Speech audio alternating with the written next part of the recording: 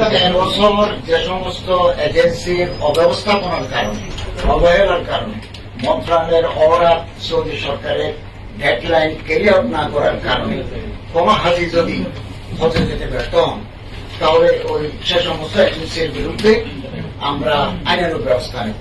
আইনানুগ ব্যবস্থার মধ্যে আছে তাদের লাইসেন্স আমরা বাতিল করে দেব, তাদের যেটা জামানত আছে সেটা বাজেয়াপ্ত করব, এবং তাদের বিরুদ্ধে ফৌজদারি মামলা আমরা দায়ের করব। এবং চিফ অ্যাডভাইজার মহোদয়ের সাথে আমাদের বৈঠক হয়েছে, আমরা একটা অ্যাপস উদ্বোধন করবো, আপনাদের দাওয়াত দেব। একটা অ্যাপস নতুন অ্যাপস আমরা চালু করতে যাচ্ছি, আপনাদেরকে অবহিত করবো। ওই বৈঠকে তিনি আমাদেরকে বলেছেন যে তোমরা গ্রেড করো ABCD, এবং যারা হজ ব্যবস্থাপনার ক্ষেত্রে সহযোগিতা করে নাই, আমাদেরকে বিব্রতকর অবস্থায় ফেলেছে, তাদেরকে পরবর্তী সময়ে তাদের লাইসেন্স বাতিল করে দেবে। তো আমরা এভাবে এগিয়ে যাব।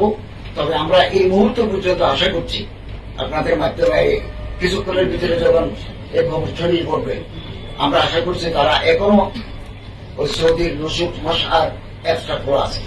আমি সরকারিভাবে বন্ধ ঘোষণা থাকা সত্ত্বেও ওনারা একটা আস্তে আস্তে যাচ্ছেন, ধীরে ধীরে যাচ্ছেন, খোলা রাখছেন। এখনো রিকোয়েস্ট দিলে গ্রহণ করুন।